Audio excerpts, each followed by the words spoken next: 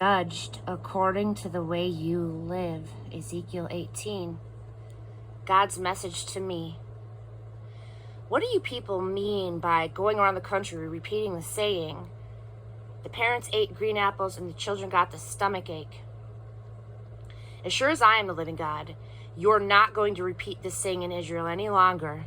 Every soul, man, woman, and child belongs to me, parent and child alike.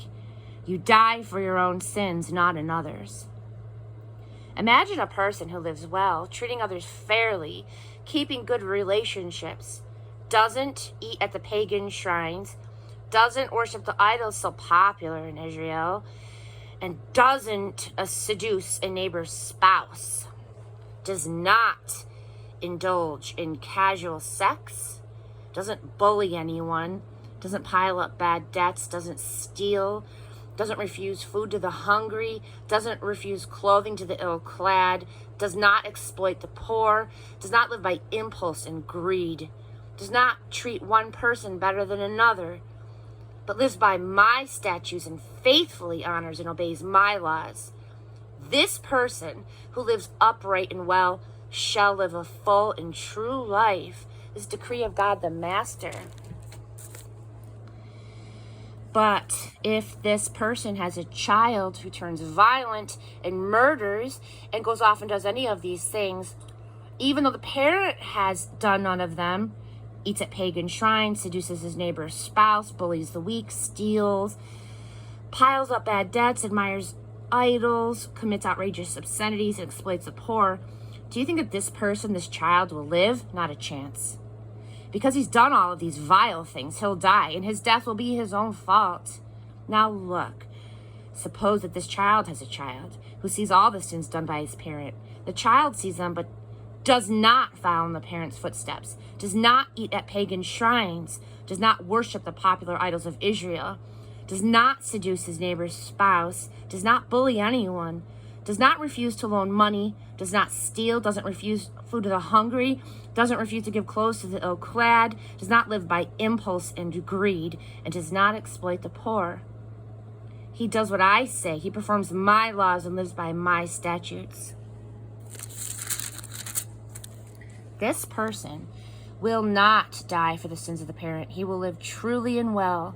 But the parent will die for what the parent did, for the sins of oppressing the weak, robbing brothers and sisters, and doing what is dead wrong in the community. Do you need to ask, so why does the child not share the guilt of the parent? Isn't it plain? It's because the child did what is fair and right. Since the child was careful to do what is lawful and right, the child will live truly and well. The soul that sins is the soul that dies. The child does not share the guilt of the parent, nor the parent the guilt of the child. If you live upright and well, you get the credit. If you live a wicked life, your guilty is charged. But a wicked person who turns his back on that life of sin and keeps all my statutes, living a just and righteous life, he will live, really live. He won't die.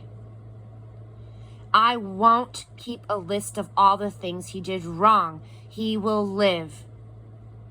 Amen. Do you think that I take any pleasure in the death of wicked men and women? Isn't it my pleasure that they turn around, no longer living wrong, but living right, really living? The same thing goes for a good person who turns his back on an upright life and starts sinning, plunging into the same vile obscenities that the wicked person practices. Will this person live? I don't keep a list of all the things this person did right, like money in the bank he can draw on. Because of his defection, because he accumulates sin, he'll die. Do you hear what I'm saying? Or do I hear you saying, that's not fair? God is not fair. Listen, Israel, I'm not fair. You're the ones who aren't fair. If a good person turns away from his good life and takes up sinning, he will die for it. He'll die for his own sin. Likewise, If a bad person turns away from his bad life and starts living a good life, a fair life, he will save his life. Because he faces up to all the wrongs that he's committed and puts them behind him, he will live, really live. He won't die. Amen. And yet Israel keeps on whining. Oh, it's not fair. God's not fair. I'm not fair, Israel. You're the ones who aren't fair. The upshot is this, Israel. I will judge each of you according to the way that you live. So turn around. Turn your backs on your rebellious living so that sin won't drag you down.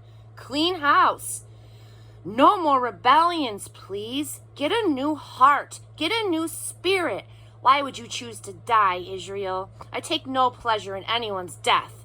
This decree of God the Master. Make a clean break and live.